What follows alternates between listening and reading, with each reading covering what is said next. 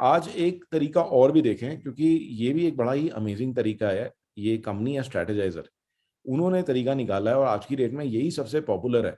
चाहे कितना भी बड़ा बिजनेस हो, मैं ना अभी आपको दिखाऊंगा कि ये देखो बिजनेस प्लान ना, मैं आपको सारे बिजनेस प्लान दिखाने वाला हूँ। ये देखो मैकडोनल्ड का बिजनेस प्लान, यूट्यूब का बिजनेस प्लान, अलीबाबा का बिजनेस प्लान, ये देखो आप, ये देख रहे हो आप, ये स्टारबक्स का बिजनेस प्लान, माइक्रोसॉफ्ट का बिजनेस प्लान, व्हाट्सएप का बिजनेस प्लान, ये पूरा बिजनेस प्लान है। ओके, और ध्रुव कह रहा है मैंने तो बहुत डिटेल बनाया हुआ है, तो फिर हम ध्रुव का भी शेयर करा के देख लेंगे। और बिल्कुल। तो देखते हैं, क्योंकि देखो आजकल क्या हो गया ना, simplicity is more important. Yes. ज्यादा कॉम्प्लिकेटेड चीज हो ना, बड़े सारे वर्ड लिखे हो, उसको ना को खुद ही टाइम नहीं मिलेगा पढ़ने का, राइट। तो अब हम बात करते हैं। तो मैंने कहा मैं ज्यादा मेहनत क्यों करूं, स्ट्रेटेजाइजर ने बड़े अच्छे वीडियो बना रखे हैं, पहले मैं यही प्ले कर देता हूँ। ओके गाइस, तो मैं ये प्ले कर रहा हूँ, पहले ये देख लेते हैं। ये 2-4 मिनट के वीडियोस हैं। एक सेकेंड, ये इस पे लाना पड़ेगा। This is the story of Beth, her friend Carl, and an idea they believed could become a great business. It's the story of how they succeeded, and if you're an entrepreneur or anyone with a great idea, it could easily be your story too. But let's begin at the beginning. See, even if you have a great idea, success is far from assured. That's because for every great idea that has shaped our world, there are thousands of seemingly great ideas that have flopped.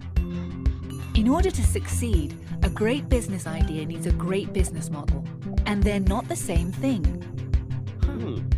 Once your idea meets the world, it will meet customers. If they don't care about the problem your idea solves for them, it's game over. But even if customers love your value proposition, you can fail if your business model is not scalable and financially sustainable. You'll need to find reliable channels to reach and acquire your customers. You'll need to build an infrastructure that won't collapse as your business begins to grow. Failing to do just one of these things can mean death to your business, however great your idea is. That's why your first work is to search for the right business model, to map this world of challenges so it can be tamed and organized, allowing you to explore it, manage it, and plan for it. What if there was a tool that could help you with this challenge, simply and visually? A tool that makes it easier to stress test your ideas, track your progress, and avoid breaking the bank along the way. What if it was possible to design and test business models in a way that gives your idea a better shot at rising to the level of the great businesses that are shaping our world? It is. And though the journey for these guys, and for you, won't be a walk in the park, all you'll need is your creativity, willingness to work, and passion for your idea. We'll give you the rest.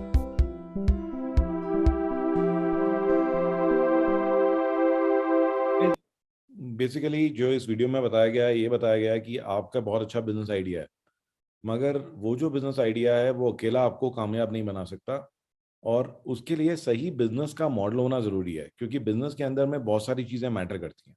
आप क्या product बना रहे हो, क्या service दे रहे हो, वो एक चीज है, बट उसको कैसे डिलीवर कर रहे हो, और क्या वो कस्टमर्स को पसंद आ रहा है कि नहीं आ रहा है। ठीक है, आपके पास फाइनेंस है कि नहीं है, जो कहीं पर भी जरा सा भी गड़बड़ किया आपने तो बिजनेस फेल हो जाएगा।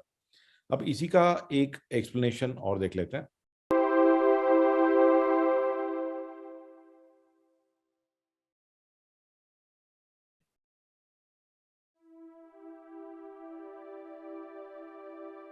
This is the business model canvas. It's just what Beth and Carl will need to craft a powerful business model, and it can do the same for you. Let's dive in and see how it works. There are 9 essential guys, ये जो session है ना, इसको थोड़ा सा मैंने वो रखा है, it's like a workshop. Okay, तो ये हम पार्टिसिपेटिव रखेंगे, तो ये मैं समझना कि जरा सिर्फ मैं अभी बता रहा हूँ आपको, और इसके बाद में आप लोग मेरे साथ करोगे इसको, ठीक है। building blocks that make up any business model. When you get all 9 blocks working together, you'll have answered the fundamental questions any business model must solve. We'll start here with customer segments. These are all the people or organizations for which you're creating value. For each segment, you have a specific value proposition. These are the bundles of products and services that create value for your customers. Channels describe through which touch points you're interacting with customers and delivering value. The customer relationships outline the types of relationships you're establishing with your customers and how you're acquiring and retaining them. pricing mechanisms through which your business model captures value are documented under revenue streams. The key resources show which assets are indispensable in your business model, so you can describe the infrastructure you need to create, deliver, and capture value. The key activities show which things you need to be able to perform well. The key partners show who can help you leverage your business model, since you won't own all key resources yourself, nor will you perform all key activities. And once you understand your business model's infrastructure, you'll also have an idea of its cost structure. Any business model can be mapped this way: 9 building blocks working to reinforce and strengthen each other. But before you make a model for yourself, it helps to see what a breakthrough business model looks like in action, like this one. Low-cost airlines revolutionized air travel thanks to their disruptive business model. Let's first look at their value proposition. A low-cost air... So here there is an example. ये low-cost business जो airline होती हैं, जैसे आप ले सकते हो नाम हमारे यहाँ पे क्या हैं, जैसे स्पाइस जेट है, इवन इंडिगो है, तो ये low-cost airlines है, राइट? तो उनका क्या बिजनेस मॉडल है ये भी समझा रहे हैं यहाँ पे. तो गाइस यहाँ पे ध्यान से सुनिए इसको. Airline offers ultra-cheap flights to their main customer segment, budget travelers, by adopting a no-frills policy. And this leads to additional revenue streams, because customers pay for their ticket and additional fees on items like food and drink, priority boarding, and luggage. The airlines save even more money through their choice of channels, selling only through call centers and the internet, making for efficient, if not always convenient, customer relationships that are automated and often impersonal. Okay, that covers the right side of the canvas, the part everyone can see. The left side of the canvas is what's going on backstage. Like their choice of key resources, they reduce maintenance and training costs by using a single aircraft model for the whole fleet. And they only fly to cheap airports where it's cost efficient to land or where they even get paid to touch down. Planes that do land have quick turnarounds, so they get back in the air earning money as quickly as possible. And they form key partnerships with others in the travel industry, like car rental, hotel, and insurance companies. Finally, under cost structures, all maintenance, training, airport, and call center costs are trimmed to their lowest levels. All of these pieces working together make their fares almost impossible for traditional airlines to compete with. There's nothing superior about these airlines except their business models. They're reaching an entirely new segment of travelers out of reach for traditional airlines. Cutting out costs is pretty exciting, right? But wait! Just because it's successful for discount airlines doesn't mean it will work for your idea. Luckily, the business model canvas allows you to iterate many models and test them quickly. Let's get started with your own business idea. तो guys इसको मैं अभी थोड़ा सा आपको समझाता हूँ. तो ये एक एग्जांपल है लो कॉस्ट एयरलाइन का. जैसे कि आप एग्जांपल समझ सकते हैं इंडिगो. तो अभी इंडिगो का एक एग्जांपल ले लीजिए. अब यहाँ पे वैल्यू प्रपोजिशन क्या है? कोई बता सकता है मुझे what is value proposition for low cost airlines? क्या देती हैं लो कॉस्ट एयरलाइन आपको? एनीवन? Cheap travel. या तो देखिए वैल्यू प्रोपोजिशन क्या है, वो आपको बेनिफिट क्या दे रही है. वो कहती हैं कि भाई सस्ती फ्लाइट है, राइट, और इसमें कोई फ्रिल्स नहीं है, ठीक है ना. आप गए बैठे उतर गए, काम खत्म हुआ, नो फ्रिल्स, ठीक है. तो उसमें आप कोई बहुत इलेबोरेट वो चीज़ नहीं चाहते हैं. नाउ इसके अंदर में ये आप देखेंगे कि नेक्स्ट चीज़ इसके अंदर में क्या है कि इनकी जो रिलेशनशिप है, ज़्यादातर जैसे आपने देखा कि पहले जो एयरलाइन होती थी, even Air India, Indian Airlines, उन सब के बुकिंग ऑफिसेज होते थे across the world. So that used to add a lot of cost. But ये जो एयरलाइन है इंडिगो वगैरह, ये सारा कुछ ऑटोमेटेड है. आप इवन कॉल भी करोगे ना तो सब ऑटोमेटेड है, कोई पर्सन नहीं उठाने वाला है. और ये किसको टारगेट कर रही हैं? जो बजट ट्रैवलर्स हैं. ओके, तो जो लोग ज़्यादा पैसा नहीं खर्च करना चाहते, वो चाहते हैं कि बस अपनी फ्लाइट हो जाए, एक जगह से A to B पहुंच जाऊं मैं. अब उसमें क्या सर्विसेज मुझे मिल रही हैं, वो चीज़ का मुझे इतना कंसर्न नहीं है, राइट. अब इसी के साथ साथ में नाउ व्हाट अबाउट इज तो customer segment is budget travellers and channels. तो चैनल्स का क्या मतलब हुआ? Can anyone explain what is channels? What are channels? Channels क्या है?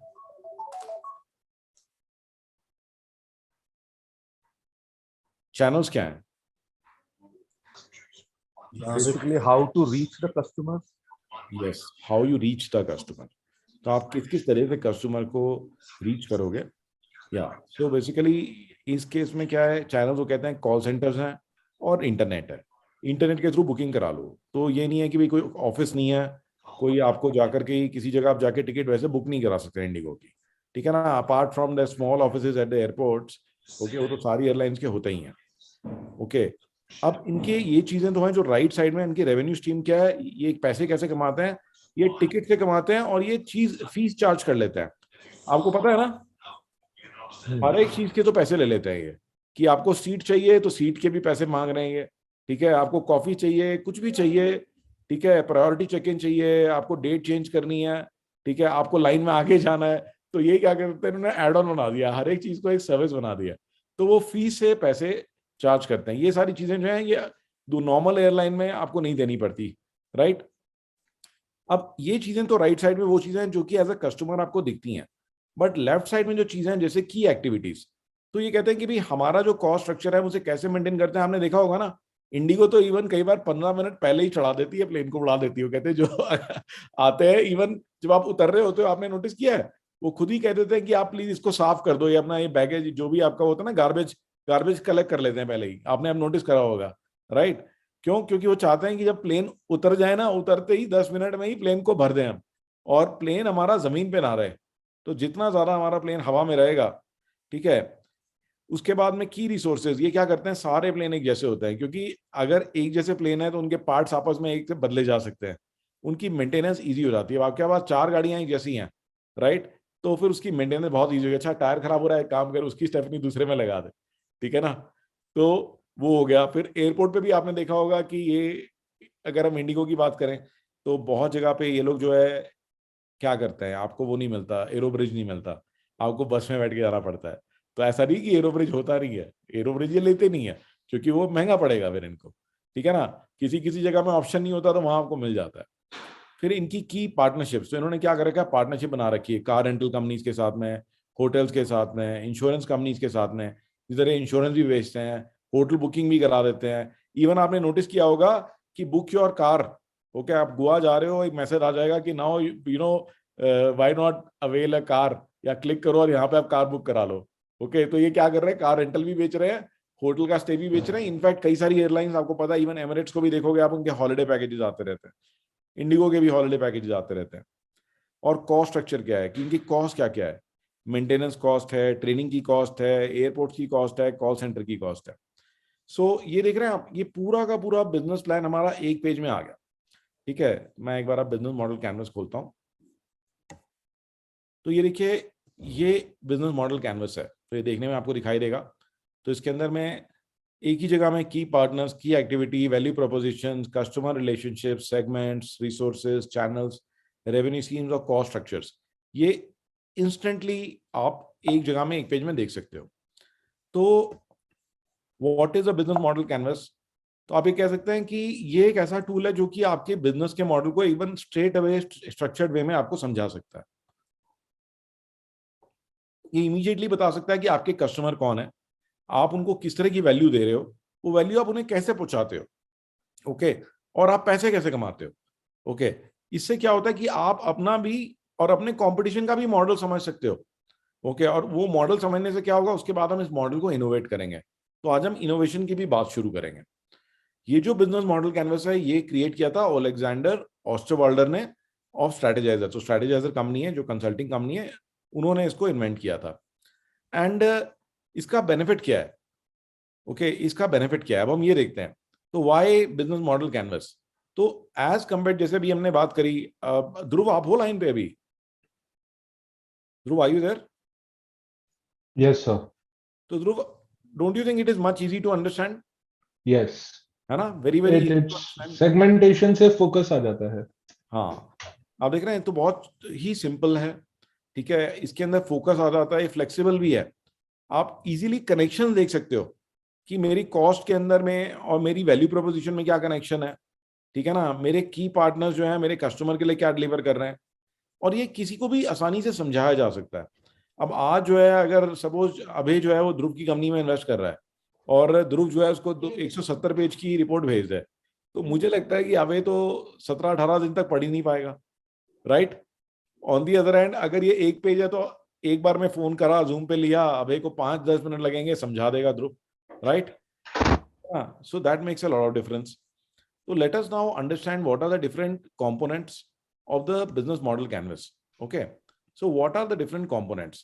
तो एक तो इसके अंदर जो दिखाई दे रहा है वो आ गया हमारा कि यहां से शुरू करते हैं. We start with the value proposition. Okay, so this is the value proposition. तो what do you mean by value proposition? तो what are the products and services, what is the job that you want to get done for your customer. तो आप ultimately customer को value दे क्या रहे हो, ठीक है ना?